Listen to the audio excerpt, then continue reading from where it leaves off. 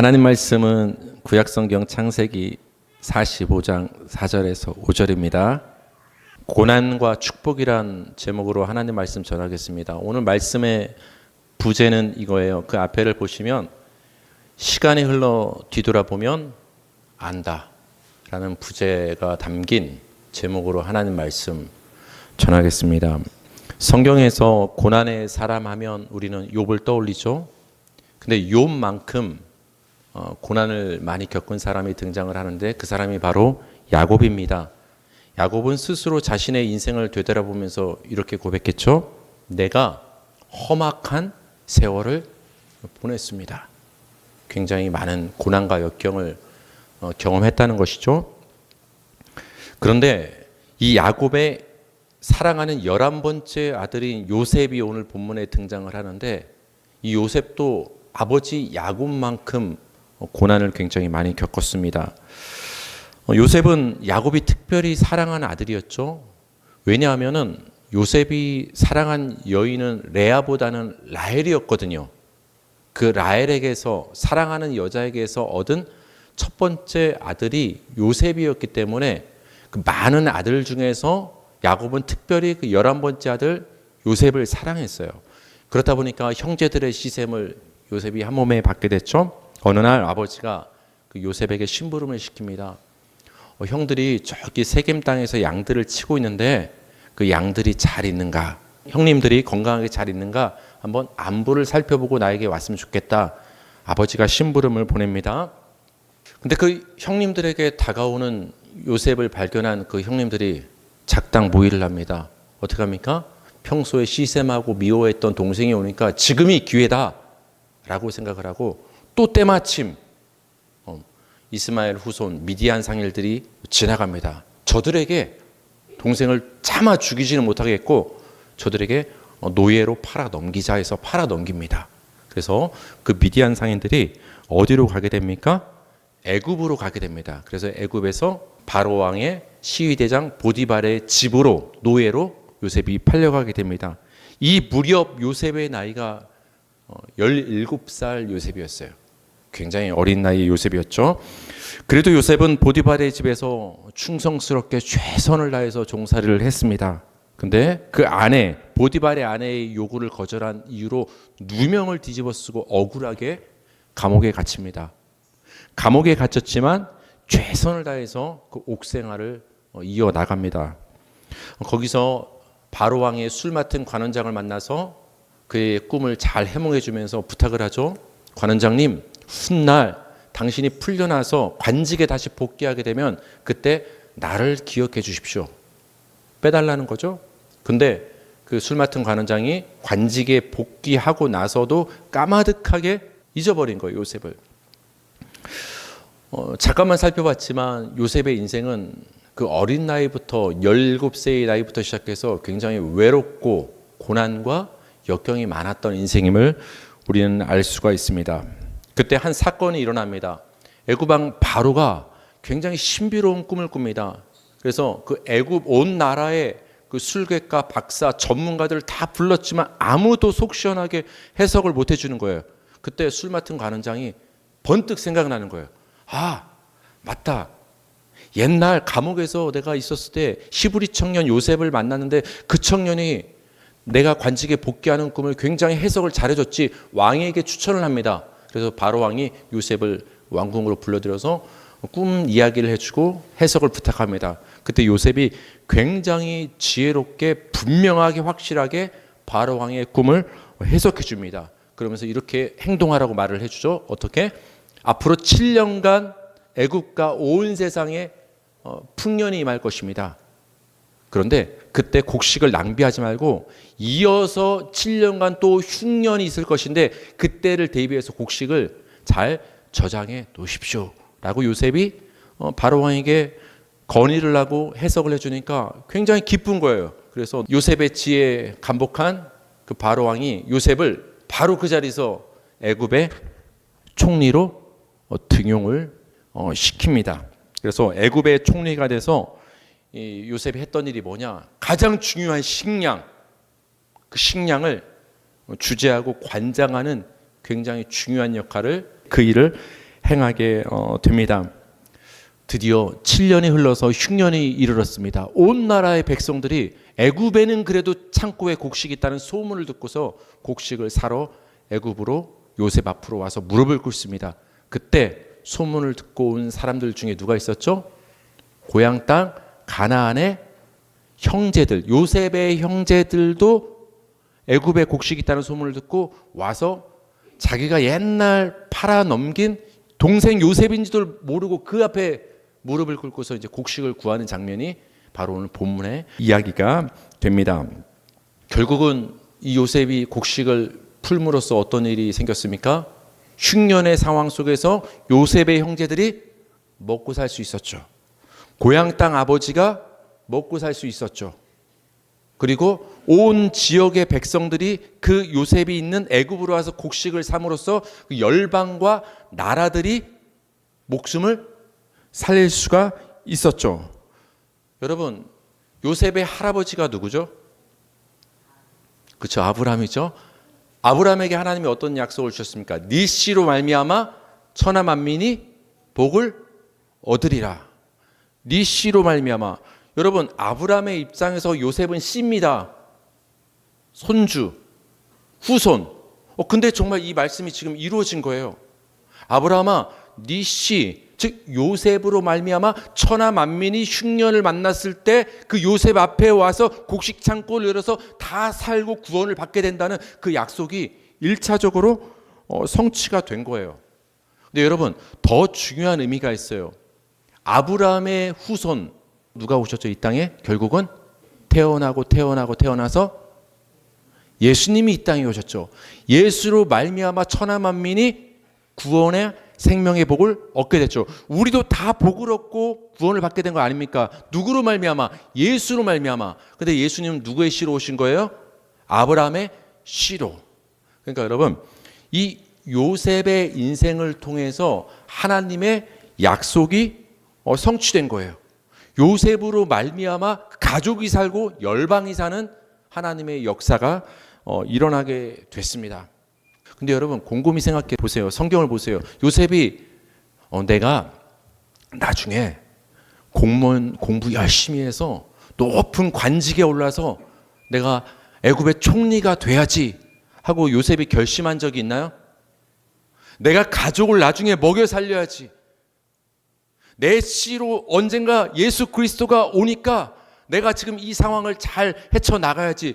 요셉이 스스로 결심하고 뜻을 세우고 계획한 적은 단 한 번도 없어요. 요셉은 그저 자신에게 주어진 시간을 살아냈을 뿐이에요.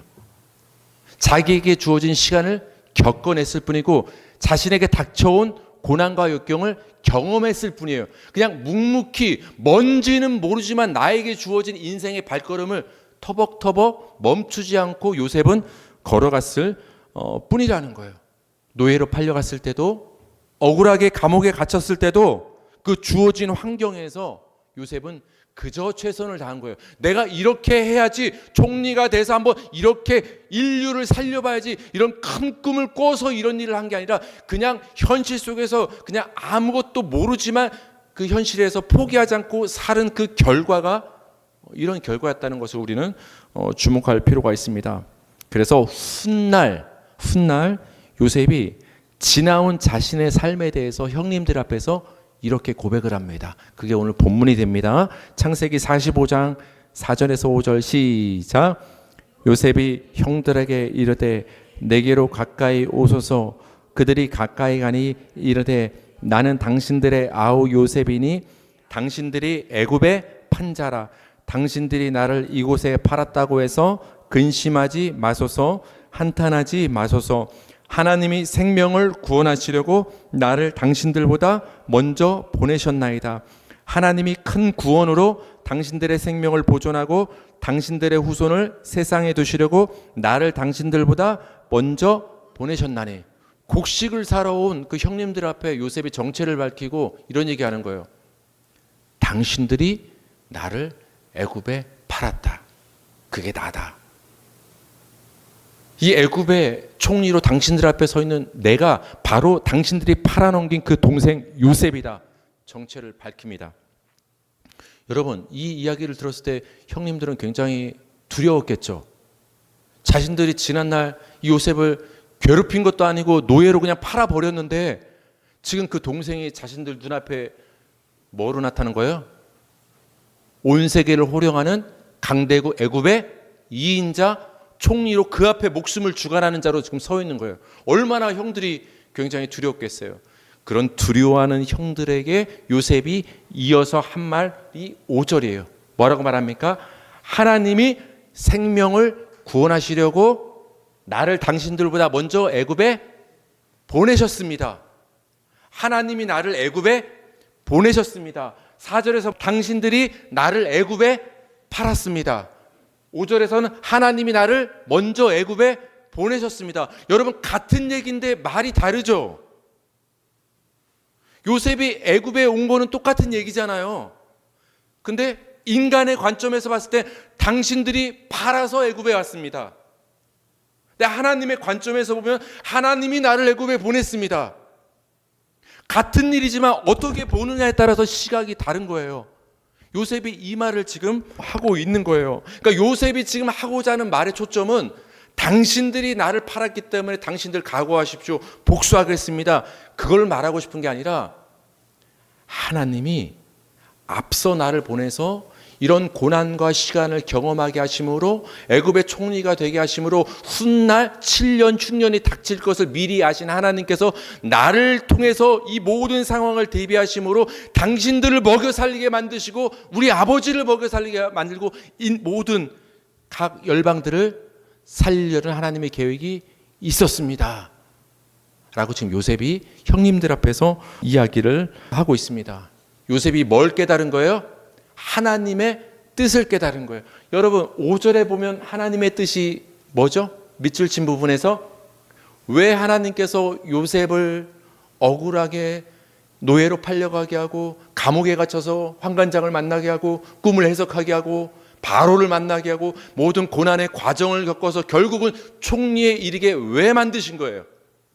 요셉이 말하잖아요. 생명을 구원하시려고 나를 먼저 이렇게 과정을 겪게 하시고 시간을 흐르게 하고 보내셨다. 하나님의 뜻을 요셉은 깨달은 거예요. 요셉은 처음에는 요셉도 자신에게 벌어지는 일들을 솔직히 이해할 수도 받아들이기도 쉽지 않았을 거예요. 여러분이 한번 요셉이었다면 여러분 어떤 생각이 들었겠습니까? 아니, 다른 사람도 아니고 내 피부치인 형제들이 왜 나를 지금 팔아 넘길까? 형님들이 지금 눈앞에서 나를 팔아 넘기는 거예요. 이제 여기 팔려가면 외국으로 가면 이제 아버지를 볼 수도 없는 거예요. 근데 형들이 나를 지금 매몰차게 팔아 넘기는 거예요. 그때 어떤 마음이 들었겠어요? 아니, 딴 사람도 아니고 왜 형들이, 내 형제들이 지금 나를 팔아 넘길까? 여러분 그거 이해할 수 있어요? 어떻게 이해할 수 있어요, 여러분? 그 순간 요셉 이해했을까요? 17살 요셉 이해 못했을 거예요. 이해. 애굽에서 종살이를 최선을 다합니다. 근데 보디발의 그 아내가 요셉을 이렇게 유혹하다가 자기 마음대로 안 되니까 누명을 뒤집어 씌워서 감옥에 갇히게 됩니다. 그때 요셉 어떤 생각 들었을까요? 아니, 내가 이렇게 최선을 다해 살았는데 왜 나한테 이렇게 억울한 일이 생기지? 왜 나를 믿어주지 않을까, 주인님은? 내가 평소에 성실하게 산 모습을 알았다면 이런 누명을 나에게 뒤집어 씌우지 말고 나를 편들어주고 나를 감옥에 가두면 안 되는 것 아닌가? 굉장히 이해가 안 되는 일이 요셉에게 계속 벌어지는 거예요, 여러분. 왜 술 맡은 관원장은 내가 그를 위해서 꿈을 해석해 줬는데 관직에 복귀하고 나서 왜 나를 그렇게 잊어버릴까? 왜 나를 도와주는 사람이 아무도 없을까? 더군다나 요셉을 힘들게 한 것은 하나님이었을 거예요. 여러분, 살면서 하나님이 여러분한테 굉장히 명확하게 지금 네가 겪고 있는 고난은 이러이러해서 그래 라고 이렇게 말씀을 잘 해주십니까? 너가 지금 아픈 이유는 이러이러해서 이렇게 될 거야. 그러니까 힘을 내. 뭔가 들리게 분명하게 말씀을 해줄 때도 있지만 대부분 하나님은 침묵하십니다. 이유를 알 수가 없어요. 여러분, 고난도 힘들지만 뭐가 더 힘든지 아세요? 이유를 알 수 없을 때 우리 남편분들 공감하잖아요. 여보, 왜 그거 이렇게 해놓으라고 했는데 안 했어? 이거 이렇게 하라고 했잖아. 그렇게 얘기를 해주면 남편 입장에서 어떻게 해요? 아, 내가 그거 안 해서 지금 얘기를 듣는구나, 아내에게. 이렇게 생각을 하잖아요. 근데 집에 딱 왔는데 아내가 아무 얘기 안 해. 아무 말도 안 해. 분위기 어때요? 여보, 이거 왜 안 했어? 이게 더 무서워요? 아니면 아무 말도 안 하고 가만히 있을 때가 더 무서워요?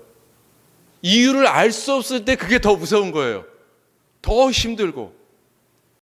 요셉은 그 젊은 나이 자신에게 주어진 이 모든 일에 이유를 알 수 없었기 때문에 그 고난이 더 힘들게 다가온 거예요. 그런데 어떻게 요셉은 하나님의 뜻을 깨달았을까요? 아니, 어떻게 요셉은 하나님의 뜻을 깨달아서 이렇게 고백하잖아요. 당신들이 판 것 같지만 하나님이 보내신 것이다. 왜? 훗날 우리를 살려내시려고, 곡식을 풀어서 우리를 살리시려고 그 하나님의 큰 뜻이 있었기 때문에 나를 보내신 것이다. 요셉은 어떻게 이렇게 하나님의 뜻을 깨달았을까요? 하나님이 귀에다 대고 말씀해 주셨나요? 그런 일 없어요. 시간이 흘렀기 때문에 그래요. 뭐가 흘렀기 때문에? 몇 년의 시간이? 요셉이 17세쯤에 팔려나가서 총리에 이른 것은 약 30세. 몇 년이 흐른 거죠? 13년의 세월이 흐르고 나서 뒤돌아 보이니까 보이는 거예요. 그 순간순간에는 보이지 않고 깨닫지 못했던 일들이 13년의 세월이 흐르고 나서 뒤돌아 보고 나니까, 아, 그때 형님들이 이해할 수 없었지만 나를 팔아 넘긴 것이, 내가 감옥에 갇힌 것이, 술 맡은 관원장을 만난 것이, 바로왕 앞에 끌려가서 그 꿈을 해석한 것이, 내가 총리가 된 것은 다 우연이 아니라 누가 인도하셨다? 하나님이 인도하셨구나. 난 혼자였던 것 같지만 매 순간 누가 나와 함께 하셨구나. 보이진 않았지만 하나님의 음성은 들린 적은 단 한 번도 없었지만 하나님이 나와 함께 하셨구나를 깨달은 거예요. 몇 년이 흐른 후에, 13년의 세월이 흐른 후에 그때 비로소 요셉이 뒤돌아 보이니까 알게 되고 깨닫게 된 거예요. 여러분, 우리도 마찬가지입니다. 지금 여러분에게 일어나는 일들과 고난들이 너무 힘들고 이해되지 않을 때가 솔직히 많지 않습니까? 왜 나랑 가장 가까운 사람들이, 때로는 가족이, 형제가 나를 배신하고, 왜 믿었던 사람이 나를 힘들게 할까? 이해할 수 없죠. 왜 나한테만 이렇게 억울한 일들이 생길까? 하나님은 거기에 대해서 답변해 주지 않아요. 얘야, 이러이러해서 너 지금 힘든 일이 일어나는 거야. 이렇게라도 답변해 주시면 좋겠지만 하나님은 얘기해 주지 않는다라는 거예요. 왜 이런 일들이 나에게 일어나지? 왜 딴 사람도 아니고 하나님을 믿는 자녀라고 하는 나한테 왜 이렇게 힘든 일이 일어나는 거지? 왜 하나님은 해결책을 주지 않으시지? 우리는 이해할 수 없는 고난의 순간을 마주하게 된다라는 거예요. 근데 여러분, 그 순간 우리는 지금은 알 수 없다라는 거예요. 알 수 없는 거예요. 들리지도 않아요. 하나님의 뜻이 뭔지 모르겠어요.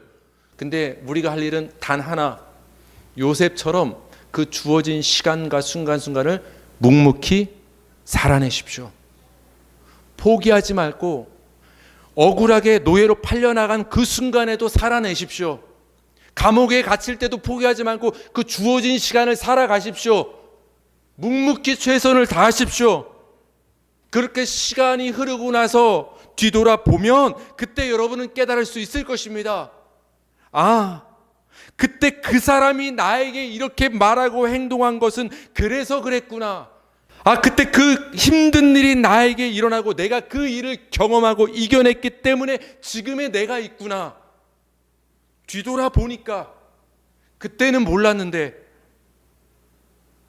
하나님은 이 모든 과정을 통해서 나를 향한 뜻이 있으셨구나. 하나님은 고난의 뒤편에 있는 축복을 내게 주시려고 했구나. 시간이 흘러서 뒤돌아보면 보이게 되는 거예요. 시간이 흘러서. 그래서 우리에게 뭐가 필요한 거예요, 여러분? 시간이 필요한 거예요. 목사님, 왜 우리 그리스도인들에게 이해할 수 없는 고난과 어려움의 시간들이 있습니까? 왜 하나님은 설명해 주지 않습니까? 답답합니다. 우린 그렇게 질문하고 하소연할 수 있지만 오늘 요셉의 인생을 통해서 하나님은 우리에게 분명하게 말씀하십니다. 뭐라고 말씀하십니까? 지금 너희에게 주어진 시간을 살아내면 돼. 계속 살아가면 돼. 그리고 시간이 흘러서 뒤돌아보면 보일 거야. 그때 그래서 그런 일이 있었고, 그런 상황이 있었고, 그런 고난이 있었고, 하지만 그 모든 일들이 아우러져서 너를 결국은 축복의 길로 인도하려는 하나님의 뜻이 있었어. 요셉이 그걸 깨달은 거예요. 인생을 되돌아봤을 때 노예로 팔려가고 감옥에 갇히고 억울하고 잊혀지고 이 모든 고난의 역경을 통해서 결국은 뭐가 된 거예요? 총리가 돼서 결국은 어떻게 한 거예요? 흉년 가운데 가족들 열방을 살려내는 구원의 일을 감당하게 된 거예요. 그 순간은 몰랐지만 시간이 흘러 되돌아보면 깨닫게 되는 것입니다. 그래서 우리에게는 시간이 필요하고 하나님이 우리로 하여금 인생을 살아가게 하시는 그 이유와 목적이 여기에 있는 것이죠. 우리 마지막으로 한 구절을 보겠습니다. 이사야 55장 8절에서 9절. 이는 내 생각이 너희의 생각과 다르며 내 길은 너희의 길과 다름이니라. 여호와의 말씀이니라. 이는 하늘이 땅보다 높음같이 내 길은 너희의 길보다 높으며 내 생각은 너희의 생각보다 높음이니라. 하나님이 질문하는 우매한 우리 인생들을 향해서 뭐라고 말씀하십니까? 내 생각이 너희의 생각과 다르다. 노예로 팔려가는 것은 요셉이 원했나요? 원하지 않았나요? 근데 하나님의 생각은 달랐어요. 억울하게 감옥에 갇히는 그 길은 요셉이 원했던 길이 아니에요. 근데 하나님은 그렇게 인도를 하셨습니다. 하나님이 분명하게 말씀하십니다. 내 생각이 너희의 생각과 다르고 내 길이 너희의 길과 다르다. 근데 왜 그러냐? 그렇다고 너희들 걱정할 필요 없다. 내 생각과 길은 너희의 생각과 길보다 낫다, 높다? 높다. 그러니까 여러분, 왜 나에게 이런 일들이 일어나지? 그때 여러분 뭘 떠올리시면 되는 거예요? 왜 나에게 고난이 있지? 뭘 떠올리시면 되는 거예요? 하나님이 나를 버리셨구나가 아니라 내 길과 내 생각과 하나님의 길과 생각이 지금 다르구나. 그렇지만 걱정하지 않을 것은 하나님의 생각과 길은 우리의 생각과 길보다 높다. 더 좋은 길로, 더 축복의 길로 하나님은 인도하신다. 그렇게 우리는 그 순간을 받아들이면 되는 것입니다. 우리가 먼 날 뒤돌아봤을 때 지난날 하나님이 나에게 이런 순간을 겪게 하시고 때론 이해할 수 없는 고난을 겪게 하신 것은 고난의 뒤편에 있는 이 축복을 내게 주시려고 하나님이 나를 인도하셨구나. 그 믿음의 고백이 저와 여러분의 고백이 되기를 바라며 말씀을 마칩니다.